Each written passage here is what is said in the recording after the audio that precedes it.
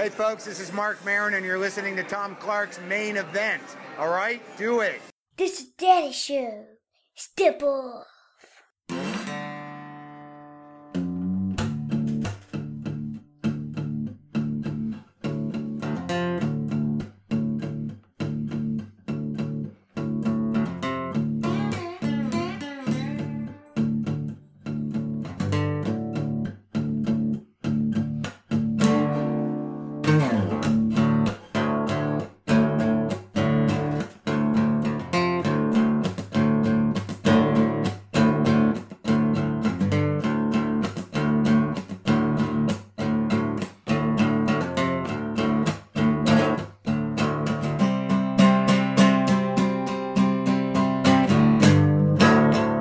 Hey, what is up? Welcome to the program. Thank you for tuning in. Ladies and gentlemen, my name is Tom Clark, and you are listening to Tom Clark's Main Event. This is episode number 23 of the podcast, and for those of you who are joining us for the first time, welcome aboard. To all of you who are tuning back in for a return visit, welcome back. And to everyone involved, we will extend to you as always the customary laurel and a hearty handshake. Thank you for your support. Thank you as always for being there for me to give me a smile, to brighten my day, to just make life better. That's what you do for me. You are the wind beneath my wings. It's the truth. Couldn't make it without you. So now that it's knee deep, let me remind everyone out there that the main event, once again, is emanating from the very spacious Boink Studios here in the great state of North Carolina. That's right, folks. This time I am not mobile. I contemplated doing this podcast on the road again, as it were. But I decided not to do that this time. I thought I would get back into the confines of Boink Studios here and actually to, well, for a change, be in some nice air conditioning, okay? Because there is nothing like central air, folks. Anyone out there that has it agrees with me. No pleasure, no rapture, no exquisite sin greater than central air. That's right, folks. You don't know your Kevin Smith? You better look it up. Turn in your geek card at the front door, people. So anyway, we're going to get comfortable here. We're going to try to have some fun. We're going to bang out this episode of the main event. And in case you're wondering, or in case you can't read, or both, what is the main event this time, Tom? I'm glad you asked. Here it is, folks. The main event this time is character in professional wrestling. Characters in professional wrestling make the world go round. They are everything. They are everything to WWE. They're everything in every promotion worth their weight, okay? It's all about characters. It's all about getting over and connecting to the fans. And the only way to really do that is to have the right character, something that people can relate to. And if you can't relate to it, you at least need to understand it. You need to be able to lose yourself in that character. You need to be able to look at that character and say, man, I have to see that guy again. He's doing some great stuff. I'm intrigued. It's a little mysterious, or I'm excited. I love what he's doing. And I have to pay to see this guy perform, or this girl. Okay? And that's what it's all about. Characters, folks. It's everything. And back in the day, and you folks know that I'm an old school guy. I here in Crockett Country, and that's how it is. Always will be. Thank you very much. But you know me. You know the way I came up, and the wrestling that I believe is still the best of all time. For me, the best era of the business were the territory days. And down south, back in the day, there were characters. Of course, characters were aplenty. Okay, immediately coming to mind is Jim Cornette. Great character there. Pretty over. Very over, actually. One of the most hated guys. Forget managers. One of the most hated individuals in the business I've ever seen to that point. The Boogie Woogie Man, Jimmy Valiant, who I got the chance to work with in later years. What a great guy he is. If you've ever met Boogie, you know exactly what I'm talking about. Very soft-spoken, very cool, very laid back. He's just an old hippie. That's what he is. Very cool guy. But what a great character. The moment that he went through the curtain, that music, the Manhattan Transfer started playing, and man, people went crazy. He went crazy. Remember the clapping and the dancing around and stuff? What a great gimmick, because it connected to people. He was like a bombastic Dusty Rhodes. You know what I mean? Just sort of out of control, just sort of all over the place. That's who Jimmy Valiant was. What a great character. Dusty Rhodes, the late great American Dream. One of the single best characters in the history of the business. Connected with fans on a very visceral level, a very emotional level, did Dusty Rhodes. He connected to folks of all ages, creeds, colors, cultural backgrounds, ethnicities. Easy for me to say. But Dusty connected. He had that character, the American Dream.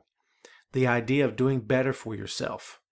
The idea of coming from nothing and making something out of your life and achieving the greatest heights of the industry that you've chosen to be in, the industry that you've chosen to master. That's what the American Dream is, folks, is making something out of nothing and having something good for yourself and for your family. Something better than what you had when you were a kid. Talk about connecting. That was Dusty. A lot of other gimmicks down south that connected. A lot of other characters that got over because they connected.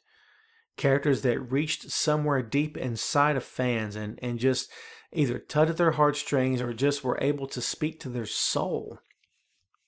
Getting a little deep here on you now, right? But it's the truth. So many of the best characters in the history of the business from that period up till today are ones that you just can't forget. They did something to you. Whether it was they made you hate them, or they made you love them, or you just can't forget them. They're just that memorable. Who are the greatest characters of all time? Okay? And you can equate that with gimmicks. Just because I say the word character, let's get that straight before we go any further here, folks. Just because I say the word character does not necessarily mean that we're talking about it's a job. Remember in the 80s in the then WWF, when your gimmick was a job? You know, you were a trash guy, or you were a repo man. Terrible stuff, man. Barry Darsow, what were you thinking? Getting paid, that's what I'm thinking, right? That's cool. But you had to be something. You were a hockey player. You know what I mean? You're a construction worker. And just all that ridiculous nonsense. That's what WWF was at the time. That in Vince McMahon's mind was what characters were all about, when really character just comes from the heart. Character comes from inside of a guy. Where did the character of Stone Cold come from? For Steve Austin, where'd that come from? He always had it inside of him. He just managed to find it when he got to WWE, and he was the ringmaster, and he was terrible. Nobody cared. And then one day he managed to pull Stone Cold from out of nowhere and became that character. That's who he was. The best characters in the history of the business are the guy that's actually running the gimmick, except the volume's turned way up. You've heard that. You've heard it probably a million times by now. You've heard it from me.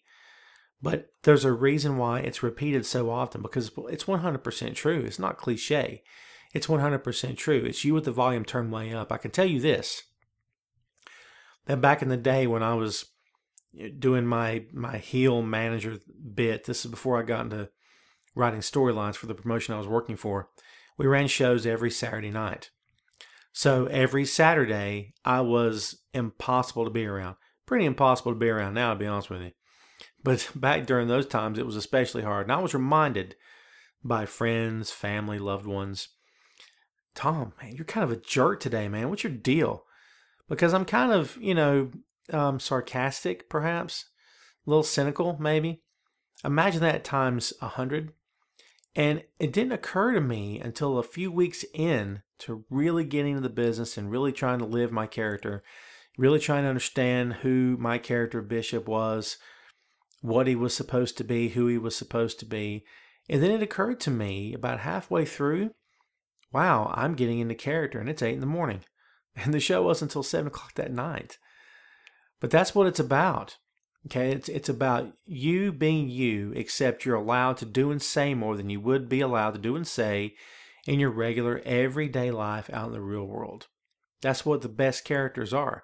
Gorgeous George, okay? Flamboyant, just out there, outlandish, arrogant, narcissistic. One of the best characters of all time. How many guys follow the model of Gorgeous George to this day?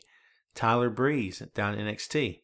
One of the best examples I can think of right now of guys who still look back to Gorgeous George and look for inspiration for their own character. And that guy is still motivating workers to this day. He's still providing inspiration.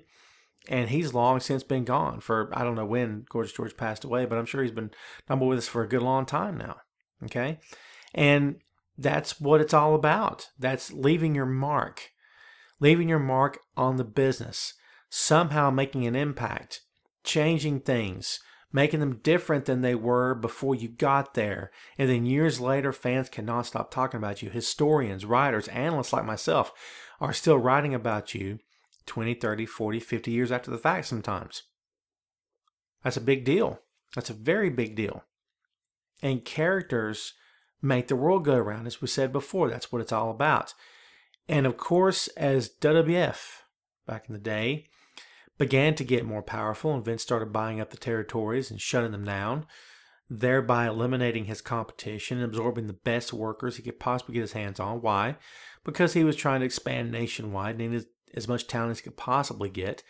We know the story behind his rating of the locker rooms, as I've heard it been called. You know, if I'd been in Vince's shoes, would I have done the same thing? It's a good question. If you could flash forward several years down the road and see the empire that he's built, you'd be hard-pressed to say he did anything wrong. Of course, go back and ask some of the old-timers like Ole Anderson what he thought about it. And I mean, a lot of guys are still bitter. A lot of guys still can't let it go. And you know what? God bless them. I wasn't there in those locker rooms. I was the one running a territory and trying to make a living and feed my family when Vince McMahon came to town and made me a lowball offer or came in and took all my talent. That's not me. So there's always two sides to every story, folks. But as Vince was doing this, as he was acquiring talent, building the World Wrestling Federation, and trying to build his global empire, which he really has done, man. Characters, he knew it was all about getting that connection, making people care.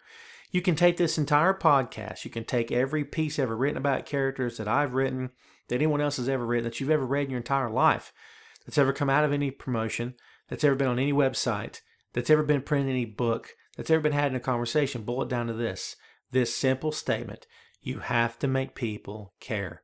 Okay? If you can make them care, you can get over. And once you get over, you're over, man. Then you can do anything you want. You got their money. You got their money. If you get their attention and you make them care, you're going to get their money. Okay? And that's what it's all about. If you're a wrestling promoter, you want money in your pocket because, you know, you got bills to pay. You got the rent on the building. You like to give your workers that night at least some gas money, but you like to pay all your talent if you can. And then you go from the local independent circuit all the way up the line to Vince McMahon. Dude has to make money. Bottom line. If you make people care, you can get their money. I'm sorry to boil it down to you and make it sound so base and so I don't know if evil is the right word, but so material, right? But it's not evil. Money's not evil, folks. Not having enough of it, that's evil. That sucks. I'm just kidding. No, what it all comes down to, as far as the business is concerned, you have to make people care. The best characters in the history of the business have made people care. Okay, they want to come back for more. Who on the planet could have ever predicted that two guys from Chicago, two great big muscle-bound dudes from Chicago, could get over the way they did? Who could ever have looked at Hawk and Animal and connected with those guys in any way, shape, or form? No one could connect to the Legion of Doom, the Road Warriors. No one could connect to Hawk and Animal. Well, know why? Because they were cartoon characters come to life, man. They were comic book superheroes come to life. They were straight out of Mad Max. They were. And you look at that and you say, well, that's got nothing to do with me. I don't see that in my everyday life. You know, Dusty Rhodes looks like my neighbor. But Hawk and Animal, they don't resemble anybody I know. How do I connect to that? Because somewhere inside of you, and I'm talking about men for the most part here, Hawk and Animal touched a nerve, okay? You wanted to be the Road Warriors. You wanted to be Hawk and Animal. You wanted to be those guys so bad you couldn't stand it. When I was a kid, I could taste it, man. I wanted to be the Road Warriors. I wanted to be Hawk and Animal. I was enamored with them. And when Animal spoke, this especially when they ran babyface, started cutting their own promos, when Animal spoke, he spoke about being of the people, that they were from the streets. And immediately when that began, the connection was made automatically. If you weren't born with a silver spoon in your mouth, if you weren't born privileged, if you weren't born with a lot of money and your parents had several cars, or at least, well, maybe more than one or two cars, okay, if you had it rough growing up, you automatically, with the snap of the fingers, identified with Hawk and Animal. Oh, they're from the streets? They had a rough childhood? Well, so did I, man. Bam, automatically hero worship translates to connecting with the talent. Once that connection is made, anything is possible. You're over. Those guys are over. That's how it works. Stone Cold Steve Austin. Forgive me, folks. I know I'm kind of jumping all over the place here. But Stone Cold Steve Austin, perfect example of the modern day Dusty Rhodes. Why? Because he connected. Because fans looked at Austin and they saw what they wanted to be. They saw a guy that they could potentially be if they had the guts. And just imagine really quickly here what it means to be able to make that connection. Imagine what it feels like for a talent when he looks out into the crowd and he doesn't see empty stares coming back at him. He doesn't see empty, hollow faces, okay? He actually sees people in their eyes. They make that eye contact with him and they can connect. Why?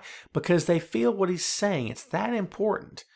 Do you know what I mean? It's really that important. It's that important to get over. It's that important for people to feel you, not only when you're talking, but to remember you long after you've walked back through the curtain. That lasting impression. That lasting impression, that's what we're talking about here. The thing that you can't forget. When you get home that night, you're still talking about it. The best in the business have that. They had it then. The best in the business have it now. And where does it all come from? Again, where does it all come from? It comes from the character that you're portraying. Daniel Bryan. Why did Daniel Bryan get over as much as he did? Answer me that one. Why did he get over as much as he did? Because people liked his beard? Okay, sure, that's fine. He's got a pretty epic beard, I'll give you that. But the reason Daniel got over to the point that he did, that when people saw Daniel, they saw themselves, okay? They saw a blue-collar guy that had worked hard and wanted to just be the best in his chosen profession.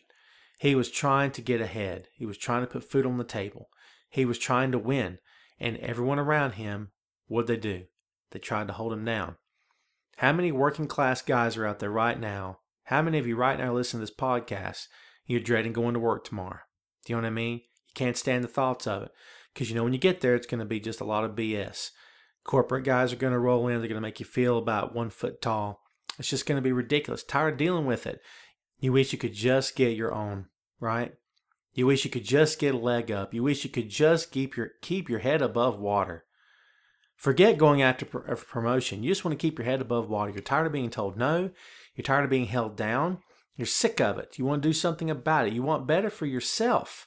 You want better for your family. Who am I talking about now? Is that Daniel Bryan or Dusty Rhodes or Stone Cold Steve Austin? Do you take it to that extreme? Well, I'm tired of this. Hey, boss man, we got to talk. I'm sick of this. Let me tell you what I think about you. Okay? That's where all that comes from. That character, that connection that people made with Daniel was a very organic connection, man. People could not stand Triple H. They couldn't stand the McMahon family because the perceived notion that Daniel was purposely being held down and not being allowed to be elevated up to the WWE Championship. That was a big deal. A lot of that talk had been going on for several months, long before they elevated him to the championship at WrestleMania that year. Okay? Think about it. The connection that Daniel made, okay? He didn't have to do very much. He worked hard. He worked very hard. Don't get me wrong here. But he didn't have to do much to get people on his side because there was so much hate for Triple H and the McMahon family. There still is, by the way. It's never going to go away entirely. People respect them for what they accomplished and for what they do for the business. But at the end of the day, a lot of people still don't trust the McMahon family. Still don't trust Triple H. It's the truth. I'm not one of them. I'm good with those guys. You know what I mean? I get where it comes from. I really do. I understand where it comes from. The hate and distrust and you know the feeling that every time they smile at you, they're planning something behind your back. But you know what? That's the nature of the business, man. It's in fans' nature. It's in the nature of the guys involved not to trust the boss. Seriously, it's just kind of how it is. Wrestling promoters lie. They do it all the time. They've been doing it for years. You don't have to be an analyst or an expert or a historian in professional wrestling to know that. It's the truth. But Daniel made that connection. People respected Daniel for what he had gone through. They sympathized with him. He was able to make that very organic connection. It all goes back to the fact that Daniel made people care. Okay? Now, all we've done here so far on this episode of this podcast here is run down just a handful of gimmicks of guys whose characters were plausible. They were relatable. Okay? Fans could look at those guys and say, hey, I kind of see myself, or I see my situation, or I see something that I respect or that I admire. I'm going to support this guy. I'm going to buy a ticket to see him perform. I'm going to buy his t-shirt. You know, I'm going to go see him at the live event. I'm going to pull for him. I'm going to scream his name. I'm going to try to get a high five as he walks by me. He lost. I'm going to come back next week and I'm going to watch him again. Maybe this time he'll win. I'll tune in again next week. Maybe this time he'll win this time. Maybe, just maybe, he can finally clear the hurdles. Maybe this time he can finally get where he needs to be, and I'm going to cheer him on every step of the way. Isn't that what it's all about? That's what pro wrestling is, man. It's drama, it's emotion, storytelling at its most simple level. Good versus evil, right versus wrong. Good people being held down by evil corporate power structures, by guys who are out for themselves, who want to hurt people, okay? I mean, honestly, pro wrestling has always been and always will be a statement on the human condition. It is. I've always believed that. Apart from the fact that pro wrestling is the one true American art form, it is that because of the storytelling. And what makes a story great? Characters. That's what it's all about. As we've said here, we've mentioned several guys who got over due to their great characters. Now, there's always a flip side to this discussion, okay? I'm going to pick on somebody here right now, and some of you may not be very happy, but you know what? That's just the nature of things. I don't always make everyone happy. Remember, my goal in the main event, what we want to do here on the program is to educate, entertain, inform, and enlighten. I didn't say anything about making everybody happy. Didn't say you have to enjoy everything I say to you. But I'm going to pick on Cesaro right now, okay? Claudio, for all you indie snobs out there who insist on reminding me of who guys were 15 years ago, whatever it was now. This is based on a piece that I recently published, and as of this podcast has not been posted yet. This is July 9th, probably within the next 24 hours or so, on the highly esteemed Camel Clutch blog, which I will plug again later on the program. But bear with me here, folks. I'm pretty sure the title of this one is something to the effect of Cesaro and the eternal struggle between ability and character. And here's why we're going to pick on him. Want to know why? Because Cesaro has no charisma. He doesn't. Not an ounce. Don't get mad. Okay? Don't shoot the messenger. This is nothing you don't already know. It's not my fault. For that matter, it's not Cesaro's fault. Okay? Why? Because you either have it or you don't.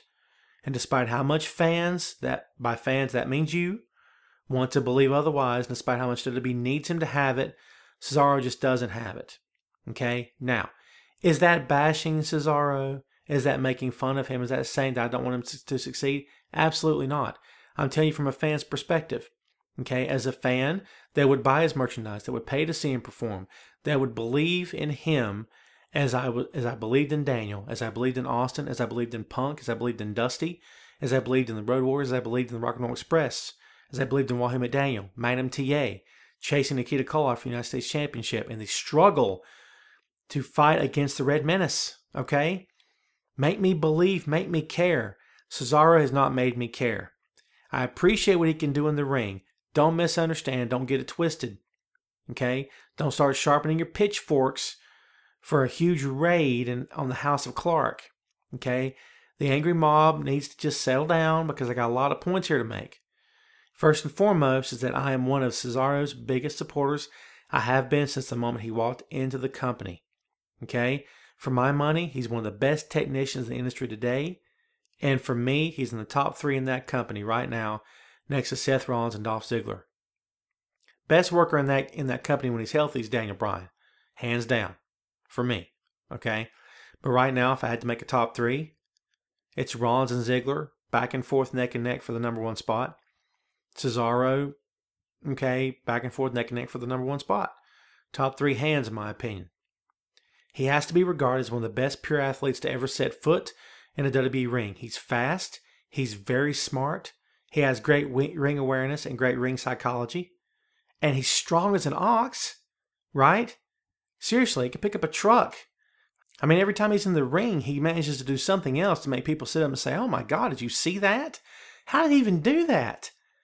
His strength belies his physical condition, which is great. His cardio is just, it's out of this world. He's a freaking nature, Cesaro is. He is. 100%. Okay? One of the best pure athletes in that company.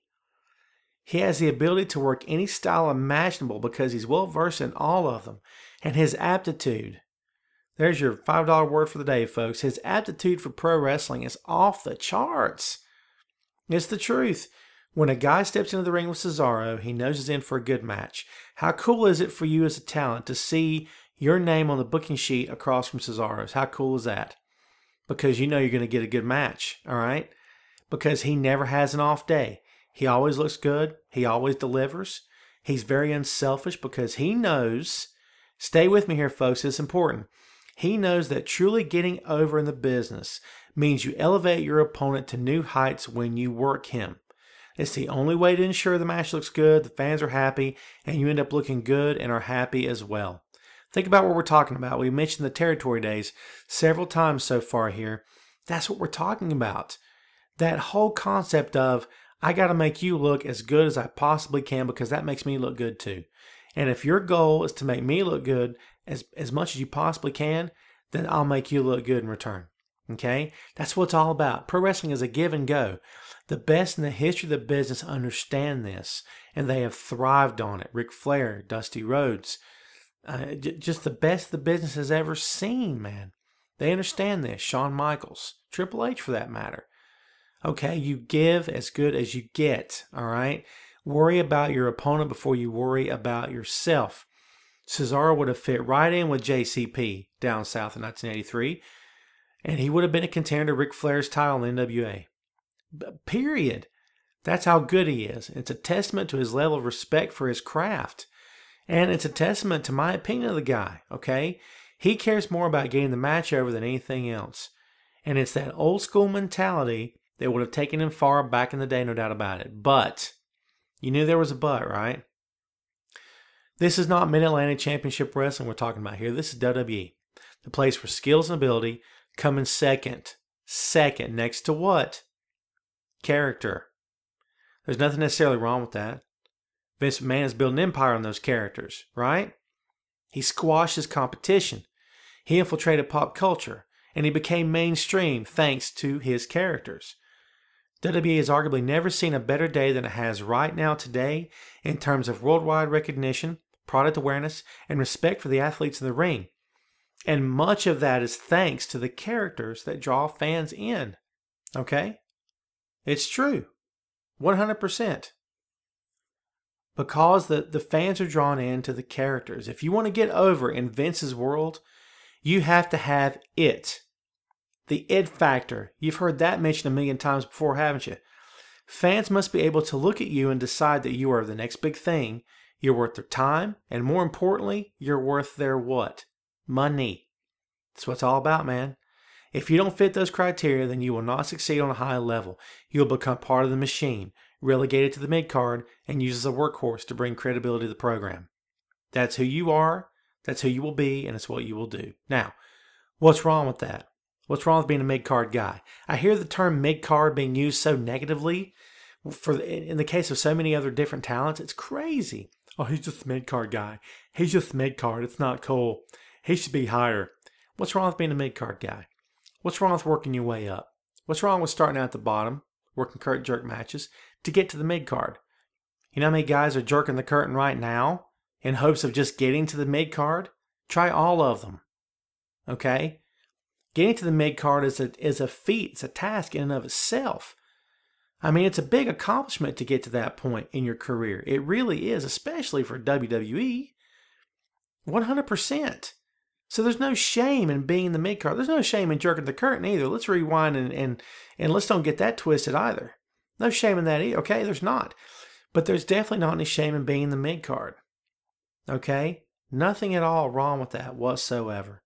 All right? And here we are, folks, talking about Cesaro at the mid-card level.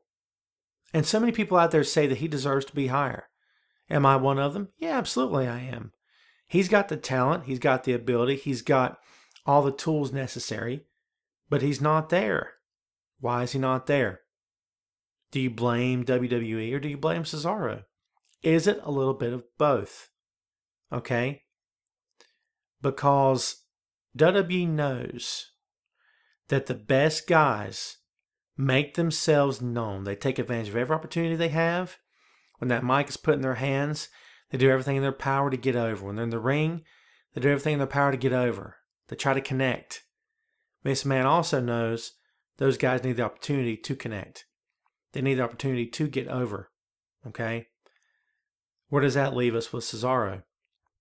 WWE as a company has always put over the notion of opportunity, right? They provide opportunity to guys to get over and be successful and to have the career they've always wanted. It sounds good. It sounds amazing, actually. Imagine being in the ring after working the main event of WrestleMania. Your arm is raised in celebration with a packed house that paid to see you perform. The rush must be absolutely mind-blowing. I can tell you this, in front of 40 people, the rush is mind-blowing. It's the truth. When you're that much into what you're doing, when you have such love and passion for the business, when you're into your character and you know you're hitting your stride and everything's working great, you're over like gangbusters, or you're in a great moment, you're a heel and you're getting booed out of the building, the rush is just indescribable. I can't imagine being in front of 30, 40, 50, 60, 70,000 people and have them cheering or hating me.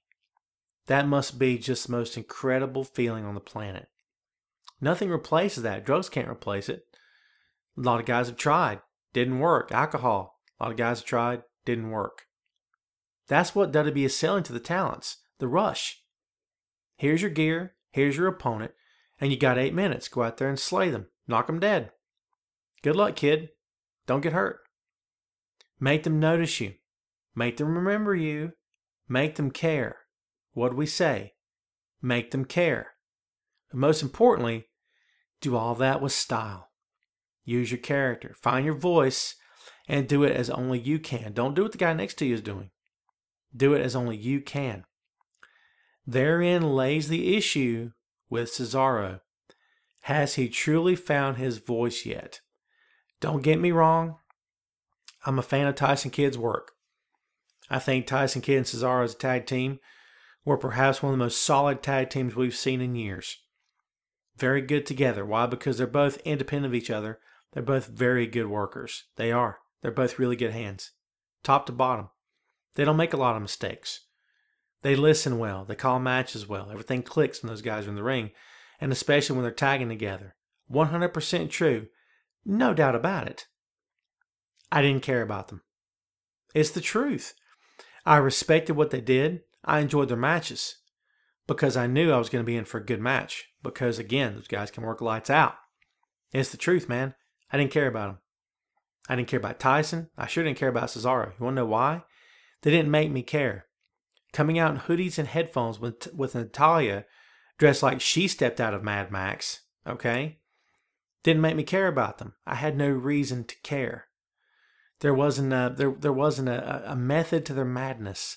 They just started tagging together, then got some t-shirts made up, started wearing hoodies together. There you are. Here's your team. What's your team name? We don't have one. Okay? Well, what's your deal? What's the thesis? You know what I'm saying? What's the theme here, man? There wasn't one. Now, I don't necessarily need my hand held. I don't necessarily need to have cliff notes every time I see a guy come to the ring, but I want to know what he's about. I didn't know what Cesaro and what Kidd were about. I didn't have a clue. Did it matter? Does it matter to you? Well, ask yourself this. Why were they not more over? They got the tag belts, right? Well, Cesaro should have come out of this thing bigger than he was when he went in. Now, Tyson got hurt prematurely. No one saw that coming, of course. He's on the shelf for a good long while now. We all understand that. We get it. But Cesaro still should be given a chance right now. Why is he not? I'll tell you why he's not. Because there's no charisma there. There's no character there. He's not found his voice yet. Think about that. Of everything they've given Cesaro to do, he still has not found his voice yet. Isn't that something? He's found his look. Okay? I mean, he's found his look. His body's great. Again, great cardio, great physical condition. That's what separates him from a lot of other guys, is his look. Okay? He's not the typical polished, good-looking guy, great hair, shaves his chest and all that other stuff. He doesn't have to do any of that. He's got that great look. I mean, to me, his look is fine. You want to get him some new gear. Thank God he's wearing knee pads now. I know it's old school, but I was never much for the no knee pad thing. When Cody Rhodes put them on, I couldn't have been happier. Just saying. Just throwing it out there too. So, but I get it's old school, and that's cool. But if you want to put new gear on him, fine. I think he looks great. It's cool. Dress him up however you want to. Okay? But his hook. What's his hook? That he's strong? That he's European? Is that his hook? That he knows several different languages? Well, he doesn't even talk about that anymore. When he did you even care about it? Okay? What separates him from Wade Barrett? What separates him from The Miz? I'm not being facetious. I'm being honest. I'm not talking about work rate. I'm talking about his character. What separates him from any other garden variety heel in that locker room? And Cesaro's heel. He is. He came out and challenged John. Wrestled John on Monday Night Raw. Okay? He's got heat with Owens. This is true. He's also got heat with John. All right? He has. So he's still a heel. Why should I care about him? When fans see him, myself included, are we so impressed, so knocked out, we can't wait to see him again? When he speaks, does he move us? I need you to move me. Dusty moved me. Punk moved me. Heyman moves me. Okay, Cesaro does nothing for me at all. Okay? Does he sell the match on the mic 4 weeks prior to it happening and sets the crowd on fire with anticipation? Or does he just get in the ring, have the best match of the night, get it straight, and then leave fans wondering why he's not higher on the card? What are we talking about here, folks? Character, the connection, getting over to the crowd. That's what it's all about, man. Cesaro has not done that yet. Fans appreciate what he can do. Fans love his talent. They love his ability. They love the fact that when Cesaro wrestles a match, you can't stop watching it. He makes you care about what he can do, but a lot of guys can work. You have to find a way to make them care about you after your match is over. Remember how people cared so immensely for Zack Ryder? If anyone starts laughing at this, I'm going to start busting heads. I'm going to start putting people through tables. Listen, just hear me out, man. How many people cared about Zack Ryder? A lot. A ton of people cared about Zack Ryder. His YouTube show got him back on TV. Okay? Made people care. People were tired of him not getting a break. That was his hook. Okay, Zack wasn't getting a break. He had a character that was cornball, that was goofy, that was crazy, that never should have been cheered because it was just, can we be honest? A lot was just flat out stupid. It was. But you know what? He got the last laugh at the time because he got back on TV. It worked. What he did worked. Zack is pretty solid in the ring. He is. He's a good hand. He may not be Cesaro. Didn't make a difference. He managed to get a groundswell of support big enough. WWE could not turn a deaf ear anymore. They put him back on TV. It lasted 15 minutes. But the point is that Zack made it happen. He had a hook. People cared about Zack. They wanted to see him succeed because they're like, this guy deserves a break. It's not fair. He's in great shape. He's working hard. He can't even he can't even jerk the curtain on TV. He can't even do it. You won't let him do it. It's Vince McMahon's fault. It's Triple H's fault. So a guy like CM Punk speaks up for Zack on national television. John Cena does the same thing. Think about it, man. People cared about Zack. Who cares about Cesaro right now? Right now. How many of you out there wanting to sign a petition for Cesaro to have a world title match or actually get the world title? How many of you are willing to go that far? Do you think Cesaro versus Brock Lesnar would be a good match? I think so. Is it going to happen? No. No, it's not. And if it is, it'll be a squash. Is that meant to disrespect Cesaro? Absolutely not. Is that meant to disrespect Cesaro and say that he's not capable of getting to that level? Absolutely not. Not at all. But the character has to be there. Again, folks, the most successful characters in the history of the business have been the ones you just can't forget. They connected the people. They made you care. I don't care about Cesaro. It all starts with character. He has to find his niche. He has to. Technicians are great. They are. They're the meat and potatoes of any pro wrestling presentation, not just WWE. I was a big fan of Brad Armstrong. I was. Loved me some Brad Armstrong. Talk about being happy when you saw somebody's name on the booking sheet next to yours for the night. Try Brad Armstrong. Dude was a great worker. Forget good. Forget fundamentally sound. Brad was very good in the ring. He was great in the ring. He was. Okay? For everything he could do, for as talented as he was, for a well-worked match every single time the bell rang, nobody was more reliable than Brad Armstrong. It's the truth. He was one of the best at the mid-card. He really was. But he was also one of the best at the curtain jerk level also. Okay? He couldn't get past mid-card status. Do you want to know why? Was it because it was Ric Flair's company? Okay, sure, I'll buy it. Did he had something against Brad? I'm not suggesting that. I'm just saying, was it easy to get over on the Horseman? No, it wasn't. But who got over on the Horseman? The best characters got over on the Horseman. Ronnie Garvin got over on the Horseman. How? He made people care about him.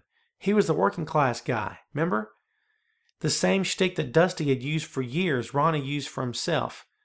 He got the rub from Dusty, being one of Dusty's boys. Okay? The character was there. Whether you agreed with that title change or not, doesn't make a difference. The character was there for Ronnie. It worked. It got over. All right? It did. Where is Cesaro's character? He's not over. Okay? He's over in terms of talent. But right now, what heel would you rather see all the time? I'm not talking about the match. I'm talking about the match, the mic, everything in between. For me, it's between Seth Rollins and Kevin Owens. And I'll watch a Cesaro match any day of the week, twice on Sunday. It's the truth. But if you're talking about in terms of overall ability, embracing his character, knowing what to say, when to say it, knowing how to cut a promo, knowing how to get over, make that connection, make people truly hate you, make people truly feel that raw emotion, to care about you long after you've walked away, right now, that's Rollins and Owens, a close 1 and 2. Why was CM Punk so successful? For all the hate leveled at CM Punk by you silly little people out there who still hate the guy, shame on you, by the way, okay?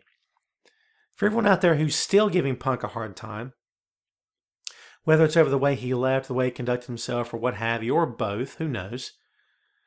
Why was CM Punk so loved? Why was he so respected? Because he connected to people. Because people saw something in Punk they either saw themselves or wanted to see themselves. They saw a guy that said, you know what, I don't need this job. I don't need to be here. I don't need your harassment. I don't need you trying to make me feel bad. I don't need you trying to make me look silly. I don't need this crap. I'll go somewhere else. How many times have you said that in your job? How many times at work have you said to a coworker, man, if this stuff doesn't change, I'm going to go somewhere else. I can't take this anymore. It's ridiculous. Honestly, how many times? I've said it before. We all have, haven't we? It's the truth. We've all at one point in our professional lives said, if things don't change, I'm out of here. Okay? That's how Punk made people care. They related to him. Okay? You had John Cena, who was chiseled out of granite. You know, shaves his body down. Looks like the All-American boy. He's Captain America without the mask, right? The only thing he's missing is the friggin' shield on his back, okay? Then you had CM Punk, tattooed up. Looks like he just stepped out of a garage. That was made fun of quite a bit, by the way, on the inside and the outside of the company. But guess what happened? It had the reverse effect from what the inside of the company thought, from what the McMahons, maybe even Triple H thought. Punk got over in spite of what they thought. Because when people looked at him, they said, he looks pretty normal to me. I like this guy. He's one of us. Hello? Again, it's the Dusty Rhodes effect. Okay? I got over, and you love me, and you care about me because when you look at me, you see yourself.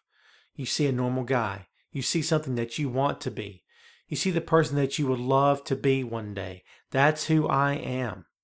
That's a big deal, man. It's a very big deal. It really is. That's why Punk was so loved. That's why he's still loved to this day. He wants to be a fighter in UFC. Does he need it? He doesn't need it. Okay? Because Punk is about making Punk happy first. He's figured it out. While the rest of us are sitting back, slaving away for someone else and killing ourselves every day, Punk's figured it out. He figured out the key to happiness. Just don't take crap from anybody. Don't turn on your core principles and your core beliefs to make someone else happy. Don't do it. You can't do it. Because once you lose your identity, you lose yourself. It spoke to me, right? And I do this all the time, man. My job is to analyze what I see on these programs. And he spoke to me. And I know he's a pro wrestler. I know he's going to work me 6 ways from Sunday. Why? Because he wants my money. It's the truth. But I dug his rap, man.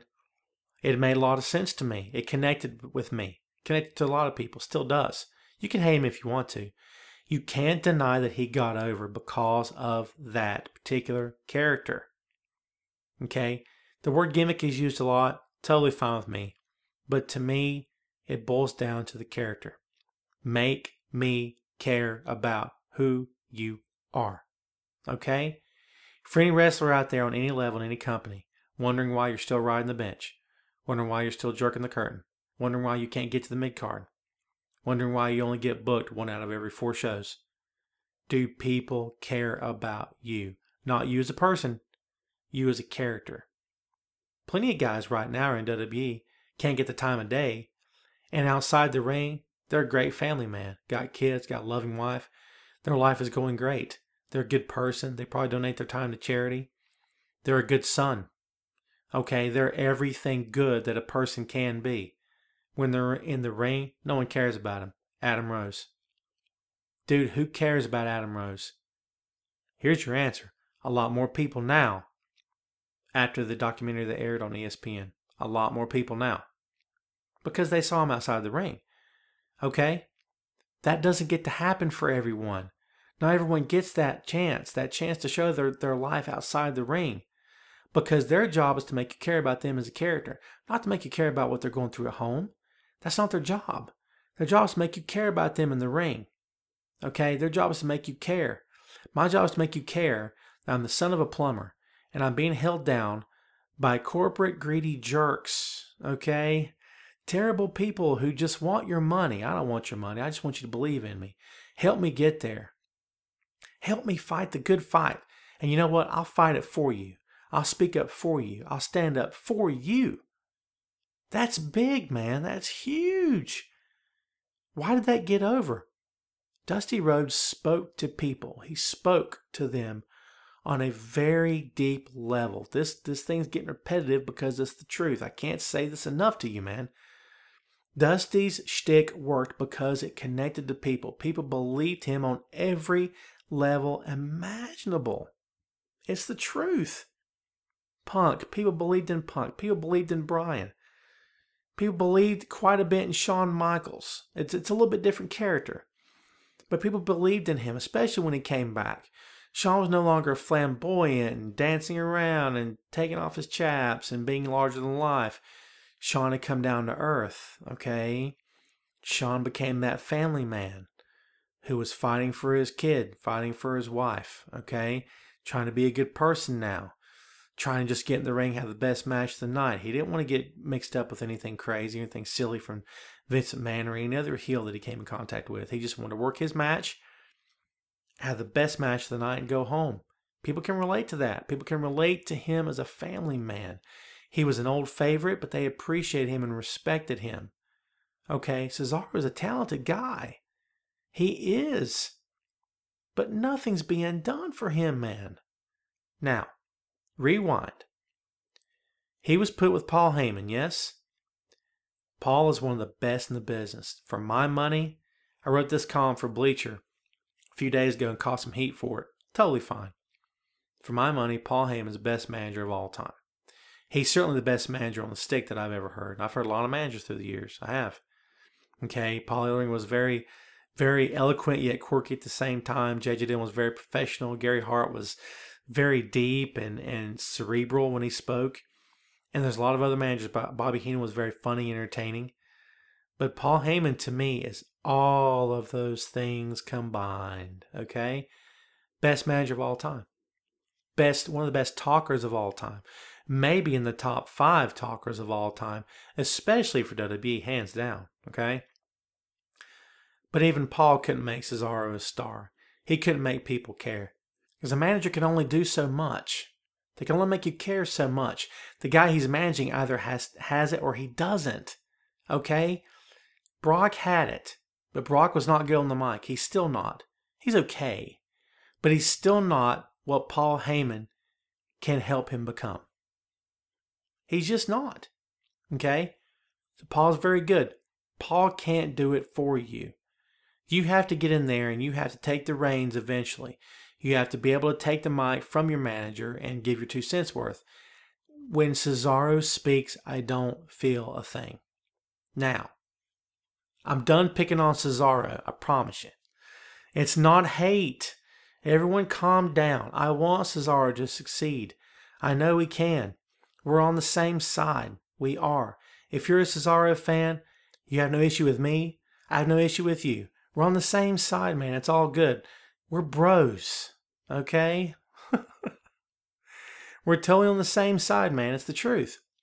I want him to succeed. You want him to succeed. It's the truth. It's not just Cesaro. It's a lot of other guys. There's a lot of guys in that company that are not getting a fair shake because they cannot connect. Is that their fault? Can I be straight with you? I think at some point you have to start taking responsibility for yourself. It can't always be created this, give me something good to do. Dude, you have to make do with what you have. What was Fandango the greatest thing you've ever seen? Oh God, no. It's still not. It's atrocious. I hated it from day one. I still hate it. It's terrible. It's terrible, dude. Okay? But he made the best of it. He continues to try to make the best of it. Okay? They hand you a paper bag and they say, here, get in this paper bag and go out there and work a match. Sell this paper bag to me. Well, I'm going to make this paper bag look better than anything you've ever seen in your life. Because you put me in the ring on national television. I'll make this thing work. I'll show you. Okay? You can get anything over. You can get anything over if you've got enough heart. You can make people care. Who would have thought? Who would have thought that Goldust would have made anyone care about him? When Dustin started coming out, dressed in the gold, with being flamboyant, being over the top, and all that other stuff, bizarre. Who on the planet would have thought he ever would have gotten over? Too cool. Scotty Too Hotty. Remember? I mean, Scotty Too Hotty and Grandmaster Sexay. Not sexy, sexy, right? Never should have gotten over. Never should have gotten over. But they were entertaining. That's the key. If you can't make them care, then you have to entertain them. Okay? If you can entertain them, then they will care. Because after a while, it's going to be, dude, it's Too Cool on the card. I can't wait to see. Have you not seen Too Cool? These guys are freaking hilarious. They're a couple of stupid white boys dancing around like rappers. It's funny. You see what I'm saying? Make people care. Don't sit there and tell me that it's impossible. Don't sit there and tell me Cesaro can't get over. He can. He's over in terms of what he can do in the ring. He's not over in any other way. He deserves an opportunity. What does that mean? Does that mean Cesaro dresses up in a tracksuit and a hat with a big gold chain around his neck and dances to the Funkasaurus music? I didn't say that. Didn't really work for Tenzai, did it? Or Albert, or Jason Albert, Prince Albert, or A-Train. I'm just saying. Okay? Do you get where I'm coming from here, man? Do you get this? Are you paying attention? I know you are. I have a smart audience. I get some great feedback about the podcast, and I engage in conversations on Twitter and other places. And a lot of smart people out there listening. I do appreciate it. And we're probably not done here, okay? This is probably not going to be the last time we talk about characters in pro wrestling. It's that important. Very important. Huge important. Most important thing. We've said this. We've covered this. That's how big it is. An hour's not enough time to contain everything we need to say about getting over with characters. This could just be part one, who knows. Tell you what we'll do, okay? If we decide to revisit this at some point in the future, we'll go back and we'll label this one part one. We'll do a part two some point down the road. Is that fair? What we've talked about today, one of the things, it's a core principle of the business of professional wrestling. If you want to succeed, if you want to make money, if you want to be remembered, if you want the belt, if you want to be relevant, if you want to leave a mark, you have to make people care. They have to care about you. Is Cesaro's character eventually going to be that European guy that can't catch a break, and he's so good but won't be given a fair shake from the promotion? I'll go for that. If you can make it work, start advertising it. Have him come out talking about it. Don't do it too much. Be careful. It's been done before, a lot. Damien Sandow should be over right now. He's not. He's not even in the picture. Damien's probably on the shelf. I don't know that for sure, but he's not been on TV in a while. Why is that? Why is that exactly? Why can't Damien get over? He's a good worker, okay? He had a pretty good gimmick next to The Miz. They cut him loose. They split him up. Guess what? Gimmick over. Because underneath it, the character wasn't there. Okay? The gimmick was good. The gimmick was funny. The gimmick was entertaining. People cared about him when he ran the gimmick and he was running with Miz because they wanted to see him get away from Miz because Miz was mistreating him. That's a gimmick. That's not the character. To me, there's a difference. It's very much one and the same, but it's different for me at the same time. Damien should be over. He's not. There's no character there. Okay? That's the shame of it all. You have to make people care. Bottom line. And if you can do that, you're going to be somebody. If you can do that, you're going to be somebody in life, man. People have to care. You have to go out of your way to do what you can do. To be the best person you possibly can be. People will care. Leave your mark. Okay? Leave your mark, folks. And that's my final thought. Thanks for watching the Jerry Springer Show. Next week, we hit Klansmen over the head with chairs. Don't miss it. Speaking of Klansmen, I got a little soapbox to throw at you right now. If you're my friend on Facebook, or my acquaintance, or my colleague, or just a listener, please do not post any more about the Confederate flag. I've had my fill. Enough is enough. Stop. Life goes on. It's time to stop and live your life again. Okay? Seriously, let it go. The rainbows are still on Facebook as well. You know what? I have no desire to get political with anybody. I'm just tired of it. This is why I don't go to Facebook. No one can think for themselves, man. No one can just post things. I post links to my columns and say, hey, here's my stuff. Please love me. Kind of what I'm doing right now. Interesting segue, by the way, as we wrap it up here on the main event.